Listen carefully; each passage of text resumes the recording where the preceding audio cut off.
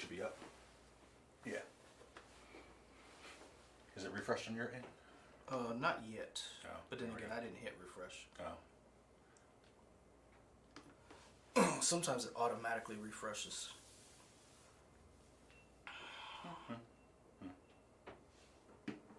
There it is. There we go. Respecting the ladies. That's what you came up with? Did you give me an input for something? I didn't think that was going to be what you went with. Well, what would be yours? I don't know. Something more... less quagmiry? I mean, I don't know if that's very quagmire personally. Giggity. Yes, I didn't put that in there. My belly's showing. You're fat, I'm fat. I mean, Whoa! I'm skinny fat.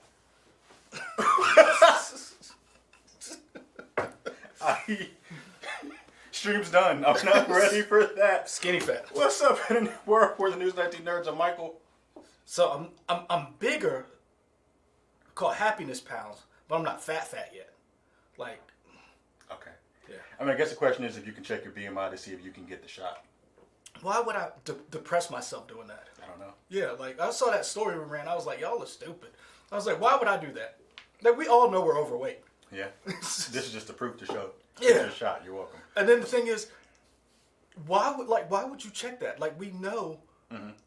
I will say I was a little surprised that the average man's height was not taller than that. Oh, like 5'7" or something, right? Yeah, I was like, what? Yeah. That's because you always see the pretty tall men on the TVs. I mean, I know that, but it's not our fault. Sir, what's how much you... It's not our fault. Got you. These degenerates that we Oh, let get man. through the gene pool. Anyway, so we are here for kind of talking about some of the most kick-ass and badass women in pop culture as part of Women's History Month. I'm a height supremacist. Remember that in the league? Yeah, I say that to say we could have had our own height supremacist in Lauren. Oh, Lauren is a true height supremacist. She is. Oh She my is. gosh. We recognize as we talk about these awesome ladies that we don't have a lady on our panel. We tried to get one. To be fair, we came up with this fairly quickly, and our friends that we would have got were not able to do it tonight. Yeah, because it's Friday and they have stuff to do. Because they have Yeah. lives. I mean, I'm not going to knock them for having lives. We're the idiots that have to work on a Friday night. Yeah, so Lauren, you have fun. Whitney, y'all have fun, whatever you're doing. And Anna Grace is working. Yeah, I hope she's working. I mean, we'll see if she pops into the chat. We're working I don't at know. 7. Who's that? Oh, Kim from Chicago. Yeah, we couldn't get him. So you want to kick You know what I yourself? said? What? She wasn't working at 7. Wait, could you talk about that package? That wasn't her fault. That was my fault. That was her fault. That wasn't her fault. That was You know my why it fault. was her fault? Why? Because we talked about it. And I said, it's part of my fault and her fault. Oh. One, she took too long to kill it or Oh, float it. realize that it wasn't. And then gonna I be should there. have pushed her. Okay. Yeah. All right. That's It's all. all our fault. Yeah. It's fantastic. Yeah. What's up? Okay. That's Chris. You stealing toilet paper? We're live. Oh. Can you not put his bitches out there? That's what he's doing. Talk about the subject, man. So, Talk about your brainchild and how you came up with this. well, I put up a poll earlier in the week. I did see that. Oh, you did? Yeah. So you see the polls? Well, I see it because I'll be looking at like analytics for other stuff and I see something. Oh, okay. So basically, our friends from the multicultural, whatever, Sci-fi organization? yeah, Yeah. they did something last year about the older women, and like we should honor some of our older vets when it comes to women in cinema. And they had a video up, and I shared it on our page. And I meant for us to talk about it, but we could never get our times together. And it made me start thinking, because it's Women's History Month, and I was like, we have some badass women in front of the camera, behind the camera, characters. I didn't bring it up. I didn't bring it up. You didn't bring up what? Sigourney Oh, Weaver. yeah. Yeah. Hey, what's What up? What y'all over here? We live. You We want to tell the live. people hi? No, he can't. No, I can't. I'm not under contract. You ain't even supposed to be in the building then. I had to pee.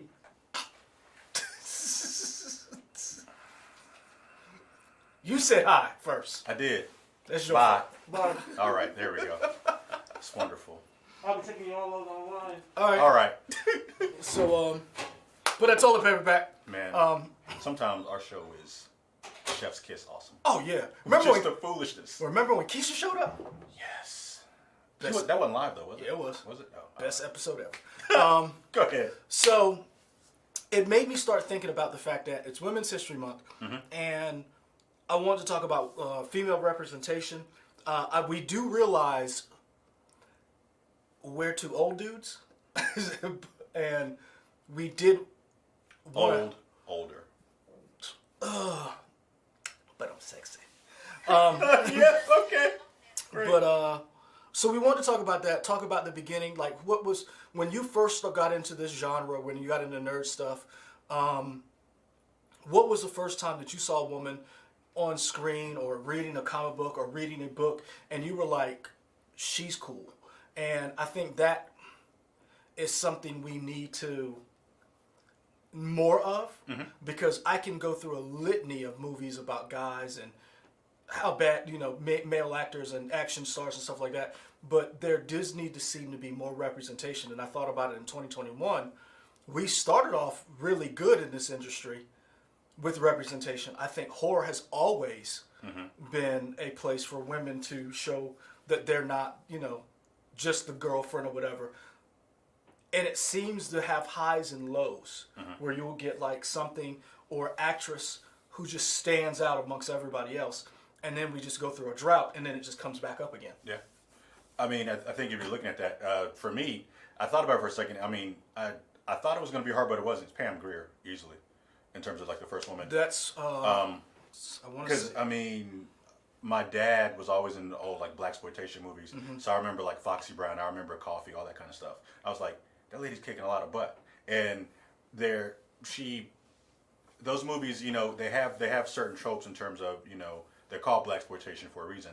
But she never let her femininity define her as being her only sole factor. Yeah. She was still able to compete, in a man's world, and she commanded the screen on stage. And I feel like Pam Grier has always carried that through her career, even now. What's like the most recent? Did you ever watch The L Word on Showtime? No, but I know what you're talking about. That was a good show. And I mean, it was a lot of strong female characters on that show. But Pam Grier overall, I'm thinking of what's the Quentin Tarantino? Jackie Brown? No. You're I'm thinking Jackie Brown. Oh yeah. The one which- she was in. The one she was in. Because Quentin Tarantino had a thing of not necessarily resurrecting, but kind of highlighting actors who had faded from the spotlight and be like, oh yeah, this person was awesome. Yeah.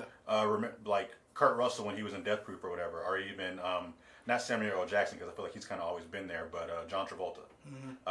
And I feel like he did the same thing with Pam. Regenerated his restarted his career. And I felt like he kind of brought notice to Pam Grier, who has always been awesome, but the people who necessarily didn't go in those circles kind of finally figured that out.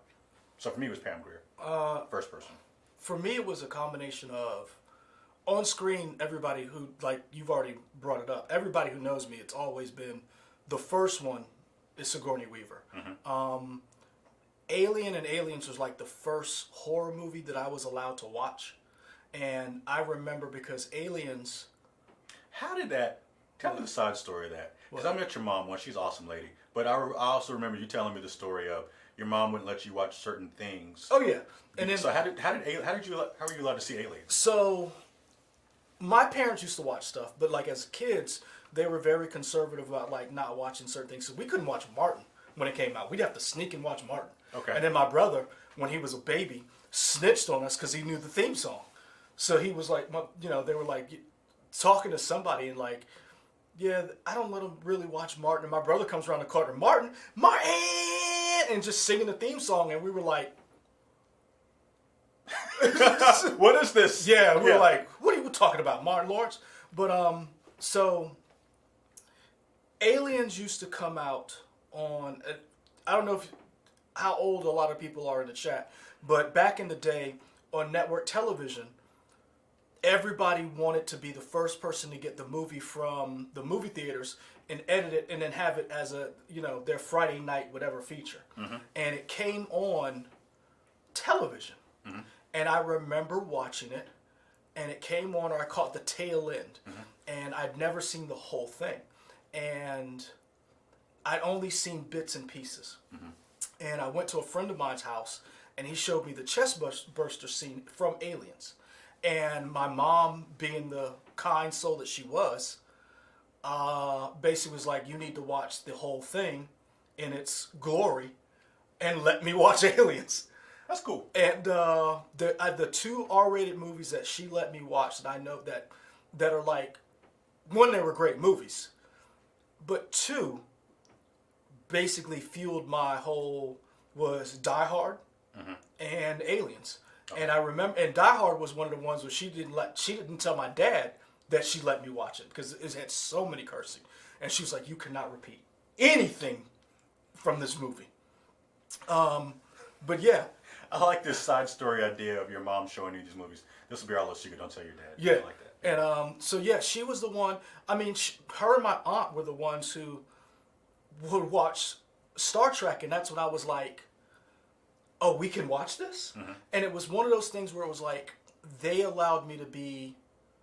Those two women allowed me to watch something that I liked, and they made it cool and acceptable. So Sigourney Weaver for me on screen, and then Linda Carter was Wonder Woman, but on paper, for me reading, it was Rogue. Rogue was my number one. Rogue and Storm from the X-Men, and then later Jean Grey. But I got into comics around the Jim Lee era, Chris Claremont. So that was my X-Men. I still remember my first X-Men comic that it was issue 269 with Rogue and Miss Marvel fought. And that's when I was like, what is this? Who are these women? And why are they flying and punching? Like, they were fighting like I've seen people fight in the street. And I was like, oh, these women are badass. And so that was my first introduction to strong women through my mom and my aunt allowing me to watch other things and then comics. Fair enough. Sorry, Dad. Texting Anna Grace. Text it at 11 comes quick. But yeah, and I think it's very interesting, but also very sad that we don't have more women represented on screen, as many outlets as we have, and behind the camera. Like I know now we're getting more and more. Eartha Kitt's Catwoman, yeah, but I didn't watch 66 Batman a lot because I thought it was still hokey. Like, I loved Eartha Kitt and I liked her as Catwoman and I would watch if she was on, but I did not go out of my way to watch Batman 66 because I couldn't get over the campiness of it. Because at the time, I'm reading Batman, he's not what I see on screen, So it didn't match up for me. So somebody's bringing up the fact, what was it? Oh, very good. What? That Misty Knight was inspired by Jackie Brown in the comics. They're talking about, I guess, other female representation and comic characters.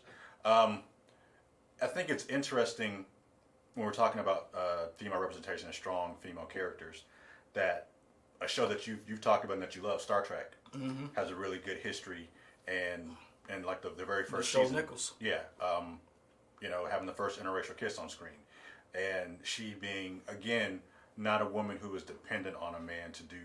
She was very capable of doing her own job, and in some episodes she would even show up. The guys would be like, "No, let's do it this way." I mean, I think that's a very cool thing, and to see that Star Wars is carrying it forward now with I don't know her name on the show. Daisy Ridley? No. Sorry, I was talking about the not Star. Not You Star said Wars. Star Wars. Did I?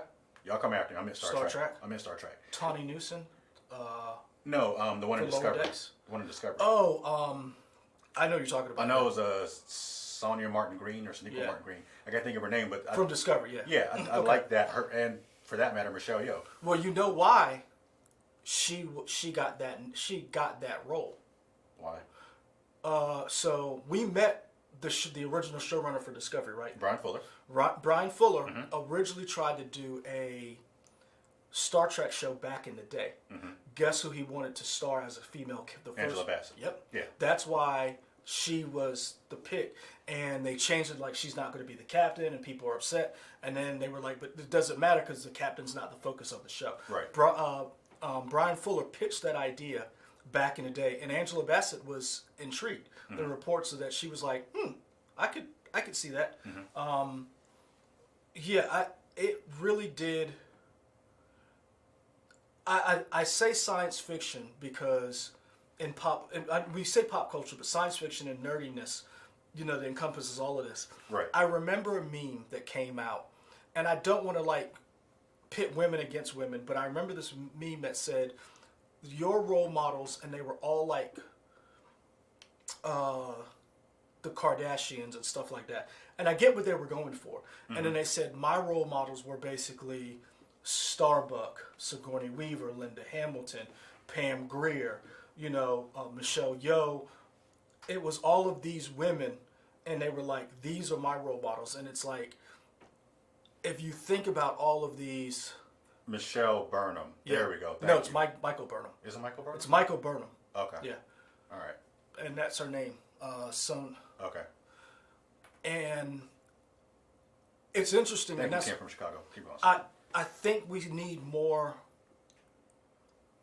women in the room when it comes to fleshing out these ideas, and because they bring something to the table that I know for a fact that I myself can't see. One of the tropes that me and you talked about that was the fridging of women. That whole thing. For if you guys read comics, you know about the Kyle Rayner story about his girlfriend being put in a refrigerator and murdered, and how women were used, especially in comics, as a trope of being killed and being the fuel for the guy to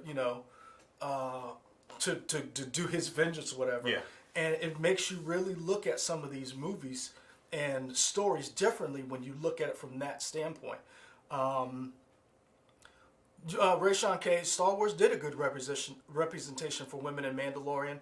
I'd say in the Clone Wars, and honestly, I mean, in overall. your I know it's not your original boo, but I mean, she's one of your newer boos, Ahsoka.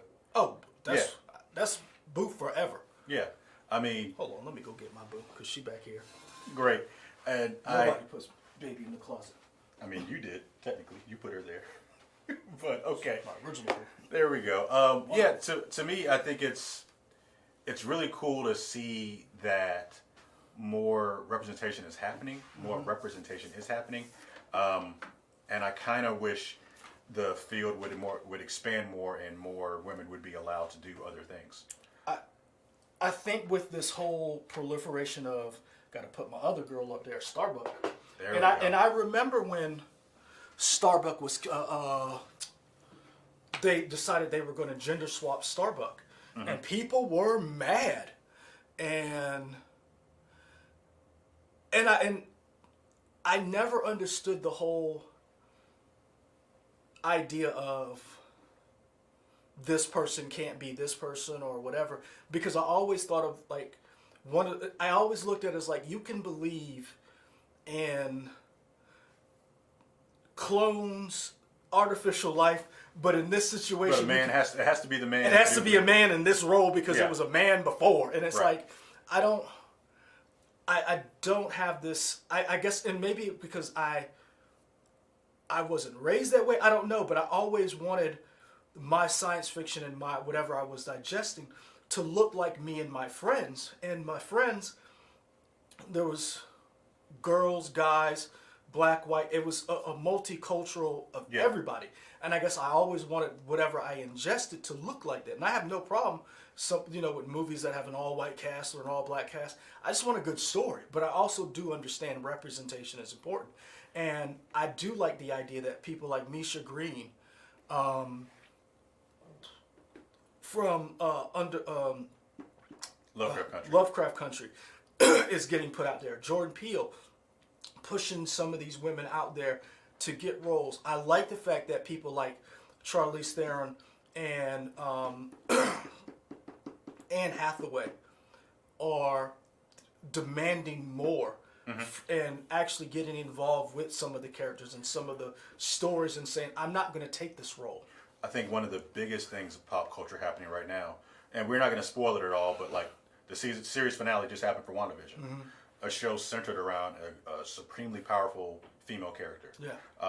And we see, whether you've seen the show or not, it's not a spoiler to say that Elizabeth Olsen is killing the role in terms of bringing Oh, yeah. a very nuanced performance throughout that entire show. That's just completely. Anytime I watch the episode, I'm completely captivated by what she and Paul Bettany were doing. But especially her, just to see her stages of grief as she goes through the entire show is really cool. One of the things, Dee Steezel, tell me why you were a little salty when Starbat was casted, and what made you change? What did she do to make you change your mind? Oh, and Joe Ellis brought up Aaron Gray from season 1 of Buck Rogers. Yes, that's a show I hadn't thought about in a while with Twiggy. Oh, it's classic. But yeah, I really do think we need more of that because I'm like, when you think about it, one of my favorite movies of all time is Strange Days, directed by Catherine Bigelow. She did Zero Dark 30. She's done a lot of stuff. And Hurt Locker. what did I say? Zero Dark 30? Yeah. What is Zero Dark 30? That's the one with Jessica Chastain in it. Her, Hurt Locker Yeah. was the one with Renner? Jeremy Renner, yeah, the Yeah. bomb disposal. Yeah. But yeah, it's when you have these different people, you get a different perspective. Go pick, if you haven't seen it, go pick up Strange Days. That movie is relevant right now. You'd be shocked how relevant that movie is, and you'd be like, yo, this is freaky futuristic stuff. And the movie's all like came out in 1990, I want to say, around that time. And keep in mind, Catherine Bigelow was also married to James Cameron, and they worked together. Yeah. George Lucas talks about the women, and I apologize for not being able to remember the names, but George Lucas talks about the women. A lot of people don't realize there was a woman who edited Star Wars. Let's look her up. Yeah. Chat, y'all let us know so we can can't give these remember her people name, their proper name. But Star Wars would not have been what it is if the person editing, and you know for a fact because we work in this business, you can have a great concept, a great story, great writing, great video, but if you have a terrible editor, or if you don't have somebody who knows how to edit, you are done for. Marsha Lucas? Yes. You are done for. Kim from Chicago got it. George Lucas's ex-wife. There we go. We have a woman here, Mary Soto, who did the with you when you did Hamilton with Khaleesi and them. Yeah. Mary is one of the best editors I have ever seen when it comes to editing promos. Even better than, I would put Mary pound for pound against anybody in this building. Sure. The only person who comes close is Van, but only because of his quickness and because he shoots most of the stuff, so he knows what shots to use. But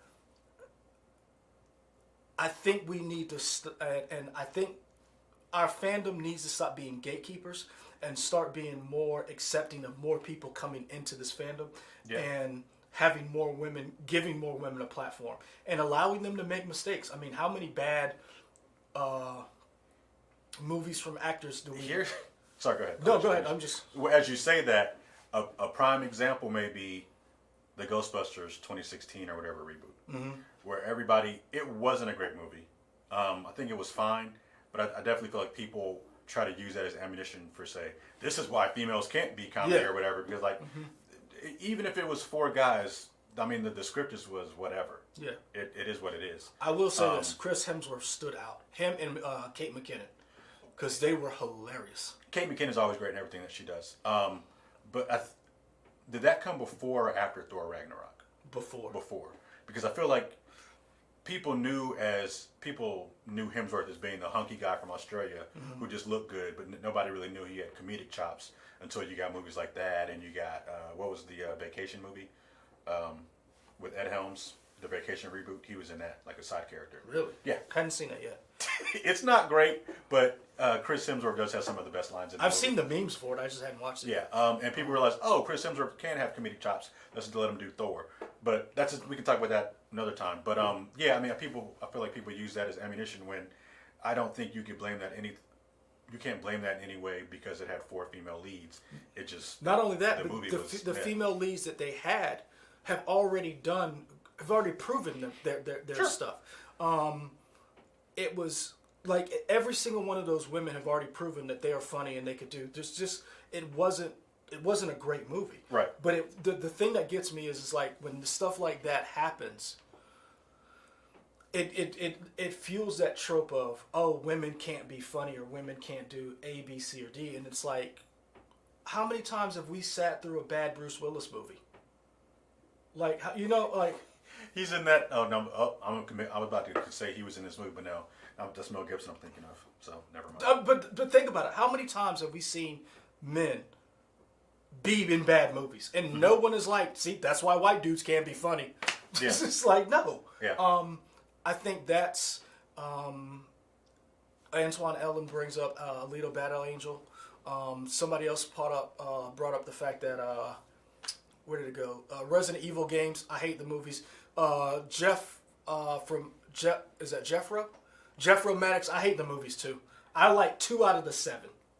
I know you like the movies. I like 7 out of 7. Yeah. I recognize that they're bad, but I enjoy them. And part of the reason why I like it, because they are bad. kinda, but I enjoy Mila Jovovich's performance. At some point, I don't know if this was conscious or not, but I feel like everybody involved realized these movies are kind of campy and let's lean into it. And great. See, I hate them because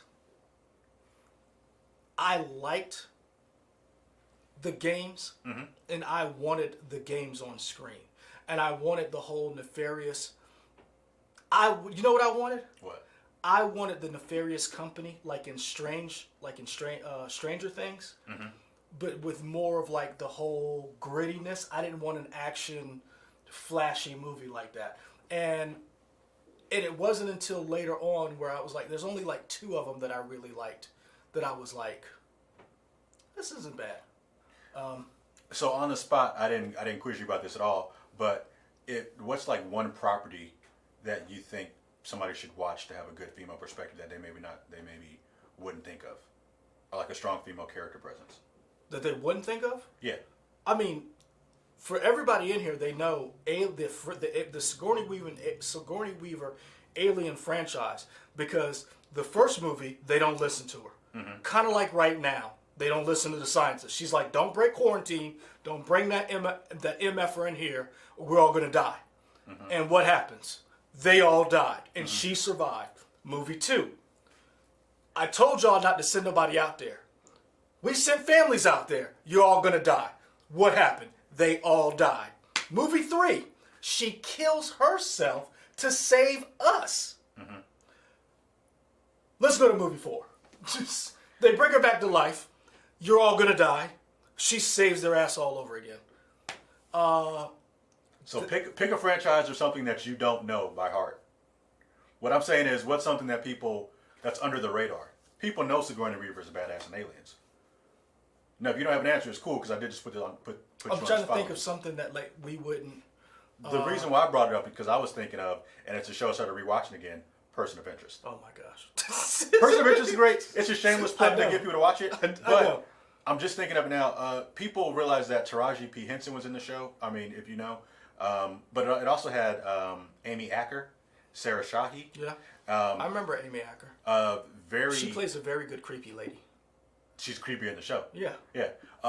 She has a awesome character arc from season 1 all the way to the end of the series. So does Sarah Shahi, and so does what's her name? Paige Turco, who was the original April O'Neil in the Ninja Turtles movies. But besides that, she's in this show as well. But all strong female leads, and there are a bunch of female assassins in it too. The lady who played the mom in Stranger Things, not the main. The blonde lady? Cara Bueno. Yeah. She's in. Oh, Person the of one Interest. that Billy tried to get with? Yes. And almost like Killed her Yeah. or whatever. Yeah, she's in the show as well. I mean, so that's just it's a show of really strong female leads that you may not have thought of. That's on HBO Max now. I would say Serenity, aka Firefly. Sure. I know somebody just brought up Buffy. Buffy did a decent job. I really like the Buffy movie with What? Christy Swanson. A lot of people are now talking about. I'm gonna act like I didn't hear that. You don't like that movie? I hated Christy Swanson, and I hated that movie. Like, But you know what? You don't necessarily like campy movies. no, I don't. See, I like campy movies. So that's why I was like, So yeah. that's like great. And this is the thing too. I think what we need to do is also remember the time period that certain things were generated in, Sure. but then also hold what. As I was thinking about Coming to America is out now, and I was thinking of the original, and we talked about it on one of our videos that you can watch. How Coming to America is a classic. It cannot be made now.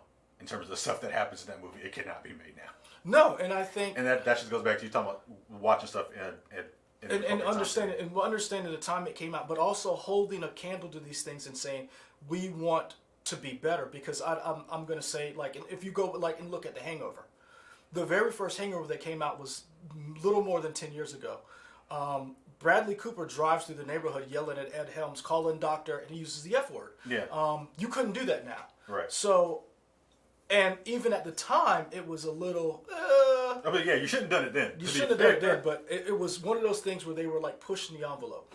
But I think what we need to have is a hangover with just ladies, and then allowing them to be, just as horrible degenerates, as we are as men, and allowing that vehicle and allowing women to do everything that a man can do. And I mean, it's a well-known example, but I feel like a good example of that is Bridesmaids. Oh yeah. Where that kind of broke the barriers. Like, oh, this is something that people who were in the know knew all along, but the dumb male-brained people who are just like blah blah blah, only men can do whatever, finally realized, no, these women can do anything that they want to do. Bridesmaid kind of broke open that mold. It was a successful movie, rated R movie, and they're like, oh yeah, and that kind of put the world onto Melissa McCarthy and. I mean, that was Melissa McCarthy's breakout role. Yeah, I mean, I remember her from Gilmore Girls. See, I never watched Gilmore Girls, sir. I didn't watch it either. I just know she was on the show. I didn't. I'm telling you. You know when I knew she was on the show? When they did a reunion show, and they were like, "Is Melissa McCarthy gonna come back?" And I was like, "She was on that show." Because also in Pratt's on there, right? Wasn't he on there, Chris Pratt? I think Star-Lord was on there too. Hey, But Kristen Wiig had a big following in like the improv comedy that nobody really knew about, but people kind of knew about her from that, and then also SNL. Yeah. I like Bridesmaids. It's okay. It's not bad. It's not bad. I like it. But my movie was Bachelorette. I felt like Bachelorette did what Bridesmaids did, and like That came out after, right? they came out about the same time. Oh, I don't think I know that one. Bachelorette, Isla Fisher. I mean, I'm already in. You say that name. Who was the chick that was Kirsten Dunst? Rebel Wilson, Lizzie Okay. Kaplan. Okay. I would watch that. James Marsden. Oh, you hadn't seen this? No. This movie is freaking hilarious. Okay. So basically, it's three friends are asked to be bridesmaid at a woman who they used to ridicule back in school. Rebel Wilson is getting married, and they are bridesmaids, and they are not nice people. Mm-hmm. And they almost ruined the wedding. And, whoo, it's heavy. But yeah, but if you think about it, right now, we can rattle off all our favorite men directors. Mm-hmm. And I say men directors because we're so used to saying directors and it only being men. But we need some more women to get behind the camera and give us some movies. And I know a lot of people, and part of the reason why I wanted Whitney to be on, because we talked about this. Whitney did not like Harley Quinn movie. A lot of people in here, in the chat, did not like the Harley She didn't like Quinn Birds of Prey? She did not. Interesting. But I did. Oh, I did. really like the And Birds of Prey I would movie. like to know why, and a woman directed it. You had the fight choreographer was the director from the John Wick movies. I would say I would love to see. I want to see more women directing because I want to see a different look at fighting and what else we can get. Because again, one of my favorite movies of all time is Strange Days, and if you hadn't seen that movie, it's a mind f. We were talking about female directors, and there was a preview for her movie that's out now. She won the Golden Globe. Chloe Zhao, Nomadland, I think is what she won for. Yeah. But she's the director for The Eternals, which has me excited because she's like an independent filmmaker, and she's going to bring like a different take to the Marvel universe. So that kind of has me excited for sure. Kim from Chicago brings up a good point. A lot of people who loved Wonder Woman hated Wonder Woman 84. And I'm going to go back to what I've said before. Go look at who wrote the first Wonder Woman and look at who wrote the second one. Jeff Johns and Patty Jenkins wrote that movie by themselves. In the first movie, they had a lot of help. And I think just because you're a good director doesn't mean you can write scripts well. I know that for a fact because I think I'm an awesome director and my script writing isn't that great. I'll be the first to admit it. Ain't too many directors who can direct around me. I can direct intoxicated, blind, one-handed. You know, like this goes out live, right? But it's like recorded so people could use this like in a case against you. I'm just saying, like, there's no way I cannot direct a show. Okay. That's how good I am. Like when they were like Tiger Woods, he's got a bad back, he can still play golf. I am the Tiger Woods of directing. Yeah. Don't say that. I mean, not the other stuff. You didn't preface that, so I mean- you have all the baggage as well. Who is great who doesn't have a lot of baggage? Okay. Most of the greats are horrible people. Tom Brady's terrible. I said it. Joe Montana, he's a good dude. And he's the greatest quarterback of all time. But yeah, so I think what we need to do, Kim from Chicago is right. It's not a society being so sensitive. It's people who didn't have a lot of clout. He got messed up legs. I'm talking about Tiger Woods when he was good, not now. Yeah. I don't want to be a director like Tiger play golf now. That's bad. Okay, fair enough. Yeah, I think there more people. Kim from Chicago is right. More people are not holding back. They're not taking the crap that they would have taken before. Sure. They're willing to work and they're willing. And if you look at somebody like Issa Rae, they're making their own stuff, and then you're having major corporations take notice and saying, "Hey, you can get behind the camera and bring us your stuff." So did you, before Insecure, did you know her from Confessions of a I Black knew her Girl? web series, and I'd Okay. seen it, Yeah. and it I had was. 2 female friends tell me about that a long time ago, and I didn't pay attention. I and did. Then I was like, okay, yeah, whatever. I never went back to it. And then Insecure comes out. I really enjoyed it. I go back and watch the show. It's like, granted, it's not as polished as Insecure because they have no budget. Yeah. But I could see the beginnings of what she was doing. It's really good. So I mean, yeah. And so you're seeing more of that, and you're seeing, like, I liked Broad City. Oh man. Yeah. Alana Glazer and Abby Jacobs. Jacobs' son or Jacobs?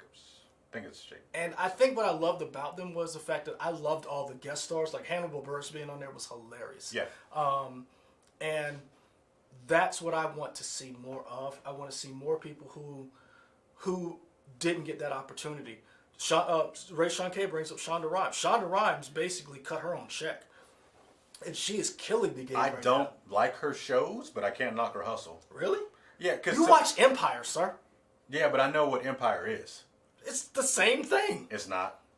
Because I tell you what, I really let's have a real talk. I really like the first couple seasons of Grey's Anatomy.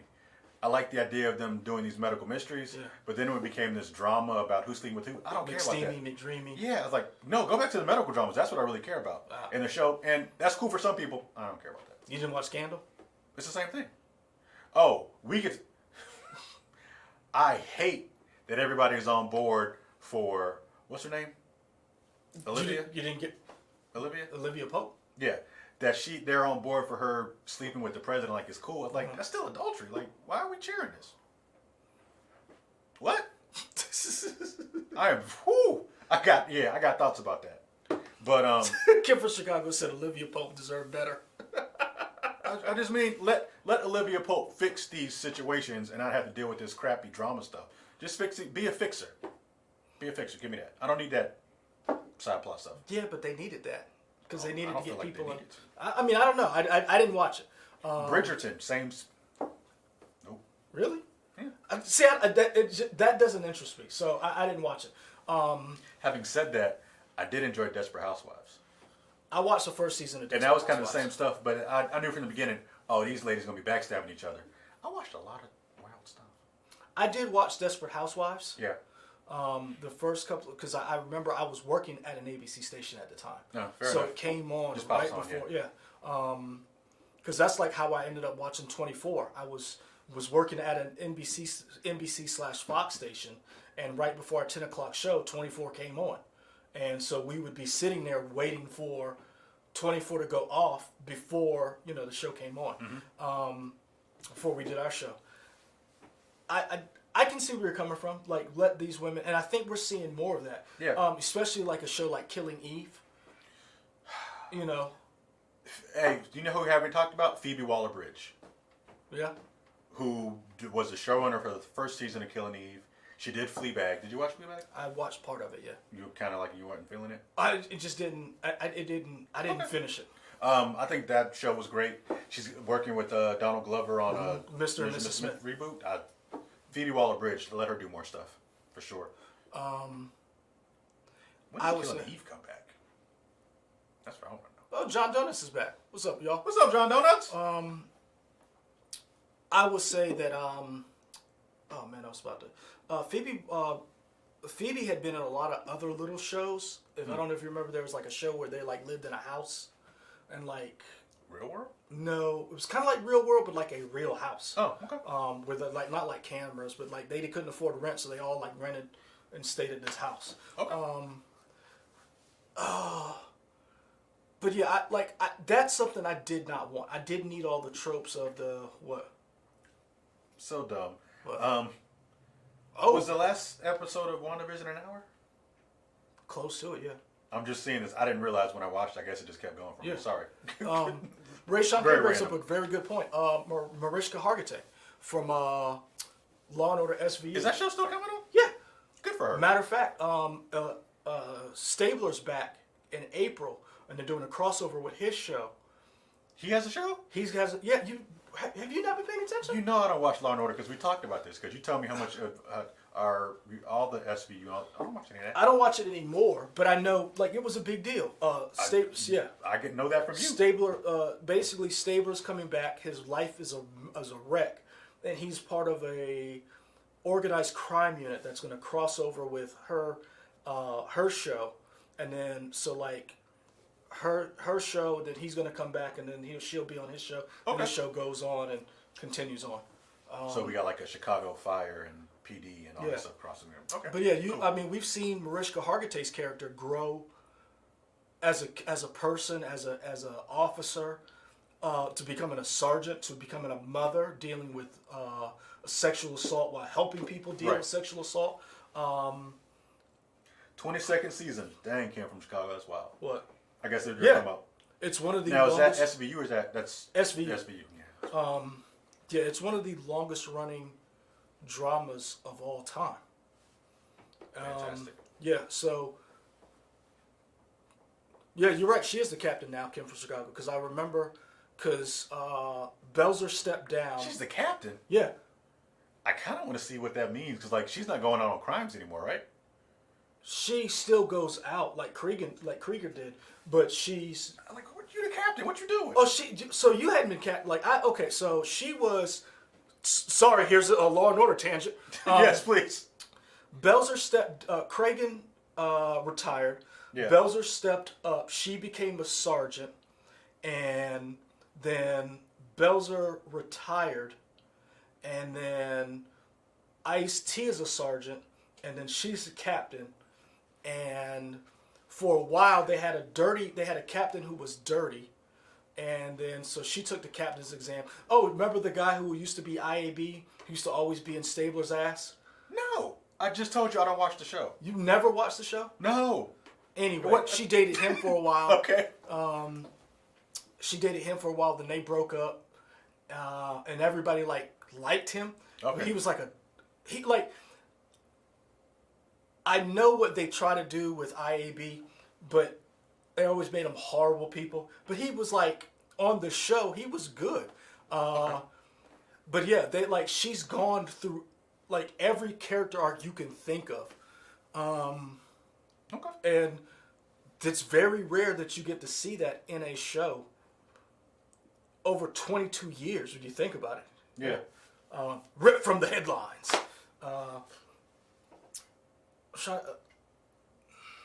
Is Dick Wolf still alive? Yeah, Okay. I don't know.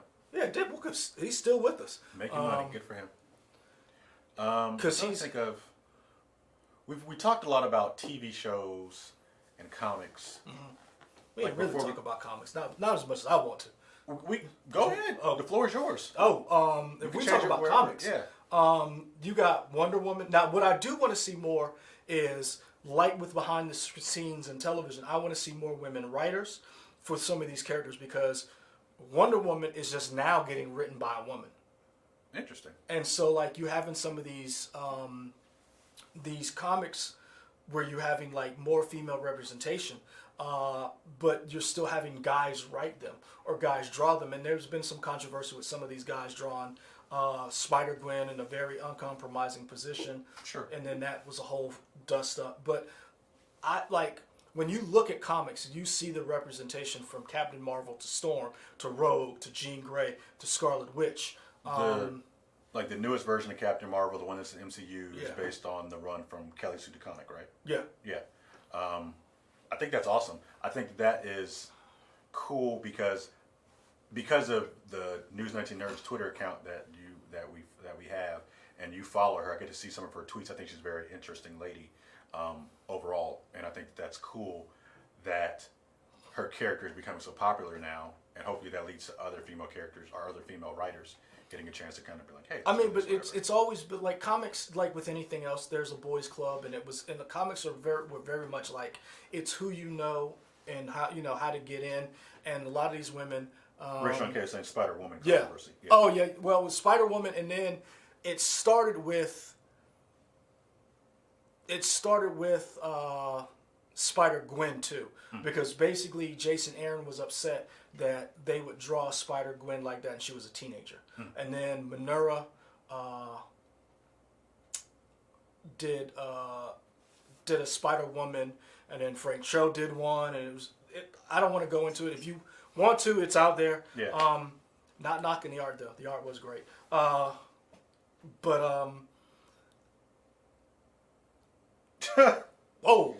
Wait, Dee you- Steezel, good and qualified female writers who actually love comics. They aren't all good in my opinion. I mean, but we give a lot of Dee Steezel. Same goes for dudes. I just feel like we should give the women just as many chances as we give these dudes. Somebody said it. Same goes for dudes. Yeah. DC was yeah. Yeah, so I would really, I would really like to see more of that. But I will say this: I've been loving N.K. Neeseman, basically the Far Sector book from DC about the first, about this woman who's a veteran. She's a cop, and she's a Green Lantern in like a far sector of the universe, and like that book has been very well done. I'm really enjoying. What else am I reading? Something else. The Star Wars books that just started. Is it the High Republic stuff or whatever? The High Republic. That's actually pretty decent. Some of the stuff, some of the characters they're introducing. But I mean, shout out to Lucasfilms and for Ahsoka, because Ken from Chicago is called Far Sector. It's a 12-issue miniseries from Young. What is it called? Whatever this DC line. It's really good. But Ahsoka, watching that character grow and develop from being an annoying little cartoon to essentially being what it is now and what we saw, and then transferring over to the Mandalorian. Right. Yeah. I mean, like, I can't wait for my kid to grow up to where he can understand what the Clone Wars was and is. That's what I can't wait for him to watch, and to watch him see Future these State. things. Well, that's Future State is what just happened, but Far Sector was Future States was going on now, but Far Sector is, I think they're on issue 9. David Cooper brings up, have you read the Shuri comics by Needy Okorafor? I have. I'm not a fan of them only because I didn't like the direction they went with them. But that's just me. Yeah. Far Sector, DC. Hold on, let me see. Let's see who writes it. N.K. Jemisin. Yes, thank you. Oh, Okay. that was gonna kill me. And the art is beautiful. Yeah, the N.K. Jemisin. She's a writer, novelist, and then they brought her over. What is it called?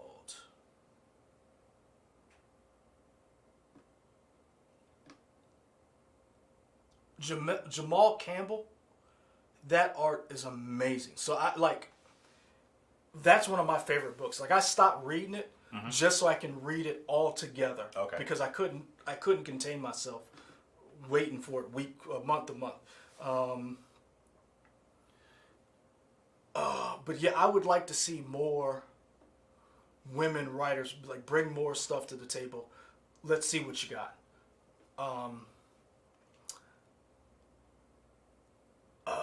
What about you? What, comic book wise? What? I count on you to know for comic books. No, I mean don't just know. genre and period. Oh, I mean, for me, I want to take a second to just talk about like female representation in video games. Oh, I think that's come a long way. oh, you're right. And for a while, it was always the titillating action and like the sexy femme fatale and all that stuff in video game characters. And you can kind of look at the evolution of Lara Croft from her original PlayStation stuff and the way she was drawn, the way she was constructed in the game, to how she looks now, like a regular female person. Kim from Chicago, Horizon Zero Dawn. Oh, Aloy is awesome. Yeah, and I can't wait for what's it? Journey Forbidden West. Forbidden West. Yeah, I'm really excited for that. But the new Lara Croft, I think the new trilogy of games is really well done, and I think it's very introspective because it kind of makes Laura look at herself and realize, oh, I do kind of steal people's culture. It's not great, which is interesting, and I think it's very how introspective do you think? Because I think one of the things, Kim from Chicago brings up Horizon Zero Dawn. Aloy's character wasn't demure, or wasn't like, she wrecked shop. Yeah. And she broke a lot of. especially young Aloy was like, you kind of a jerk. Oh, a little bit. young Aloy. Who was it? I'm trying to remember what movie it was, where somebody jumped out of the window at the enemy, like throwing up double fingers. Oh, yeah. That's Aloy. Yeah. That was Aloy. Like, Aloy did not give any Fs at all. But you're right. Female representation in gaming has definitely gotten. Yeah. It hasn't gotten. It ain't great, but it has gotten better. Yeah. With Assassin's Creed. I never played that PSP one only because I didn't have a PSP. But I feel like that was the first time. I feel like that was the first time that they had a female assassin. Well, you played Odyssey, I did play Odyssey. and you liked. Odyssey was really good. Yeah, Alexandria. That was fun. A lot of great storyline overall for that one. And I own it, but I haven't started playing it yet. But I do have Assassin's Creed Valhalla. It's $30 now, y'all. I got it as a gift, so Yeah. it's fine for me. I think it's $30 now. Yeah. So if you ain't got it, go ahead and get it. I'm trying to think of what else. I loved Horizon Zero Dawn. Like, I looked for a Thunder, the Thunder, is it Thunderpaw, Thunderjack? I don't remember what the animals are I called. forget what it was called. Man, them statues were expensive. I was like, man, I was about to get one, and then I saw how much that thing costs. Woo! Do you know? Do they ever make those as like models or just action like collectibles? No, you gotta buy those. Those are. Okay, but do you know? It came out in the special edition. Okay, so they never made them like separate, like that you could buy as like. Because I always liked. Do you remember Zoids? Yeah. I always thought the way the dinosaurs looked in Horizon Zero Dawn. Yes, I'm having a stroke apparently. In Horizon Zero Dawn, reminded me of how some of the Zoids looked, and I always liked making those Zoid model characters. So I wish they had made those. Slight tangent, but whatever. Nadine and Chloe for Uncharted Lost Legacy. I would be so happy to get a Lost Legacy too. I really enjoyed Lost Legacy. I really It was did. like 8 hours. It was a good time. About 8-10 hours. I didn't like. I wasn't a big fan. Uncharted 2 is my favorite Uncharted game of all time. Yeah. Like out of the Uncharted series. So I wasn't a big fan of. Hold on, was it 3 or 4? Where Which Sam one? shows up, the brother. 4. 4. So I wasn't a big fan of 4, but I loved the little mini whatever. Lost Legacy. Because I didn't like Sam. Okay. I didn't like Sam until Lost Legacy. Okay. Yeah. Yeah. So it would be nice to see more. I got no problem with having Master Chief, but you know who Ray really, Sean K. I'm still trying to get all 4 Liger Zeros. That's what's up. you know whose game impressed me? Control. Well, Control, yeah, but Oh. Gears 5. Oh yeah. Gears 5, the story arc, like, I mean, don't get me wrong, the story could have been a whole lot better. Yeah. But I will say Kate was awesome. that her journey as a whole, I would like to see more of that. And Is that Laura Bailey? I think so. She was whoever it was nominated for a video game award. And also keep JD dead. Make that canon. Yeah, I don't know if they did it on purpose, but I definitely did not like him in that.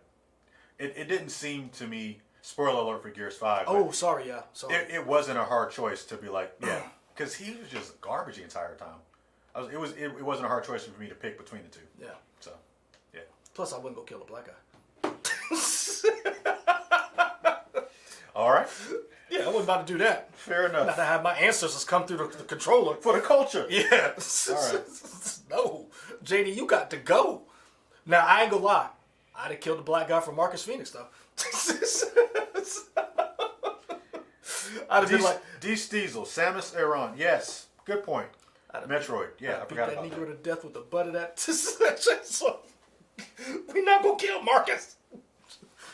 Miss Pac-Man. Yeah, fair enough. I'm trying to think who else, but yeah, like Gears 5, Kate was just amazing. Yeah. And I loved Gears 4. Gears 4 was fun.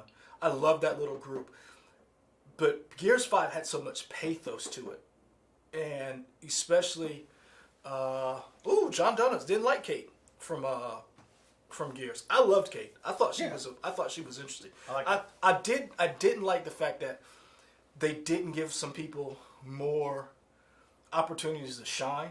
Like her uncle who died, like you knew it was the uncle. You saw him come back. And I just feel like they could have done more with it. But Horizon Zero Dawn is like my game that I'm looking forward to. And I'm going to be honest with you, Ghost of Tsushima, Yuna's character, and Lady Masako's character have two of the best storylines in the game that rival the main storyline. Lady Masako's character, I'm told like this, Last of Tsushima is such a good game, I will never play it again. Okay. I will never play, unless I may go back and finish just to get because I'm Like the 100% or whatever? yeah, but I haven't played the multiplayer. But I'm gonna say for a fact, Lady Masako's storyline broke my heart, and once I finished her storyline, I literally turned off, and I was like, I gotta decompress. So I watched people kill each other on Forensic Files, and because that's how I decompress now. Because I was like, somebody's got to get some justice in this. I want to mention 2 other female characters. There's a game. It's an independent game. I can't remember who makes it, but it's called Celeste. Oh yeah. Very cool story and a very introspective story about somebody kind of dealing with depression and emotional stresses and how they kind of That's the Switch overcome game, that right? stuff. It's on everything. Really? Yeah, it's I on Xbox I thought it was only on Switch. No, it's everywhere. You told me to go get Grease. It's on the Greece is good too. Yeah. Yeah, I forgot about that. I was also going to mention Hades, which I'm playing now on Switch. All the characters, it's Greek mythology, but all the characters are awesome. I really love the character of Dusa and Megara in that game overall. John Dunnett says he's going to do his second playthrough this month, and Ghost Legends is a great multiplayer mode. I couldn't have my heart broken like that. Like some of the people, just I guess it's one of those things where it's been a while since I played a war game, where like you're in a war, like Call of Duty. Let's put it like this: Ghost of Tsushima was so emotionally moving. I literally put in Modern Warfare to decompress. I literally just needed the clicks of the controller just to like, what did I just do? And because you see so many different stories and you realize like war, you see it affecting the little people. And I think that was what was so amazing about that game, that you see how it deals with the countryside that is dealing with war. Ken from Chicago, I can only speak from my experience, but yes, I enjoyed the female protagonist over the male protagonist in Assassin's Creed Odyssey, and a lot of that had to do with the voice actor's performance. The male performance, I don't know, the way he articulated the words, it was so forced. But it's funny he wasn't nominated for a video game award the same year that came out. Yeah, but the female protagonist was awesome. And speaking of voices, a lot of people do prefer Fem Shep over Mel Shep in Mass Effect, just because of the way she carried her voice. I will say I enjoyed. D. Stiesel brings up a good point. I loved when I played the Inquisitor. I played as a woman, as in the Inquisitor, and right. Sean K says Ghost of Tsushima is the best Assassin's Creed game. People say that. I can't. Yeah. I cannot disagree with that statement. I cannot wait to go back and finish playing and replay, because I'm going to play Dragon Age Inquisitor before I go back and play, before Dragon Age 4 comes out. Because I cannot, or is it 3? No, that would be 4, because Dragon Age 2. I think this one will is be going to be 4. Yeah, I think it's 4. With Solus, yeah. Yeah. So I really did enjoy that. I did not play Commander Shepard as a woman, only because I like the person I created. Okay. I created a. Are you going to play Are you going to get the Legendary Edition? I can't. I don't know if I will. I want to, but I'm like, I can't. I feel like my story's told. I don't need the story again. I want to, but I'm like, it's almost like there's certain games I'm not going back to play, only because of the emotional connection that I had with that. Like, it took me a while to go back and play. Like, I played Last of Us twice. I own that in every version possible. PS3, PS4 digital, PS4 hard copy. I may never play Last of Us again, but I'm not getting rid of it. But it meant so much. And I'm going to play Last of Us 2, but I'm not sure how, like, if I'll play it again. That's how I feel about Mass Effect. Mass Effect, just everything that happened in that game, the characters, the genophage, whether or not you're going to save the Geth. Yeah. I don't want to make those choices again. And because I got emotionally attached to these characters. I don't know if I'm going to go back and play, only because I don't know the decisions that I would make are to be the same now. And I just don't want to be like I was invested in those games. So I don't know. We got to wrap this up. Oh, we do? Yeah. No. We got to do our other jobs that we get paid for. Oh yeah, we do get paid to do this. Yeah. Yeah, exactly. So yeah, we had a good little talk. I wish we'd have been a little bit more prepared. Oh, but so we're gonna put this challenge to ourselves. We will do this again before the end of March for National Women's History Month. We will have a female on with us. What we should do is let just 2 women do it. I have no problem with that, except they can't be allowed in the building. Yeah, we just set it up and we just monitor the chat, and just let them do it. Honestly, I have no problem with that. Yeah. If we could do that restriction wise, I think that'd be awesome. Maybe we could. Oh, you know what? We need to reach out to friend of the show, Destiny, too, and see what's going on with her. But yeah, we will figure something out and do this again with more proper justice. What got you through the week? Forensic Files. Okay. And WandaVision, Forensic Files, and Call of Duty Modern Warfare. Hades got me through the week. That game has been out for a while. I just now started playing it on Switch. I bought it maybe 2 months ago. That's a fun game. Very nice little roguelike style Greek mythology game. Very easy to pick up and play. And a run, it could probably take you anywhere from 40 minutes to like 20 minutes, depending on how good you are in the game. But that's what got me through Hades. Yeah, I like just watching Forensic Files, seeing WandaVision. We're gonna have to do a breakdown or a review of this season. Yeah, and comics. There are a lot of great comics that came out this week. So yeah, that's about it. So we really appreciate you guys. Really appreciate you guys tuning in. Stay safe. I'll put another poll up tonight. I hadn't figured out what it is. I'm thinking like, whose death hit you the most in nerddom? Huh. Okay. Jesus. Like, was it Littlefoot in Land Before Time? Was it an Ewok? Was it Optimus Prime? Was it Snape? Definitely want to know Ewok. I mean, man, when I was a kid and I watched Last Jedi, and he said, huh? And that Ewok didn't move, that was a wrap. I was like, the Empire is done for. I'm suited up. You're not gonna kill teddy bears on my watch. So yeah, we're out. You guys stay safe. Mask up. Look out for each other. We'll be back. Yeah, man. Them teddy bears. They killed the Ewoks. Son, I still get a little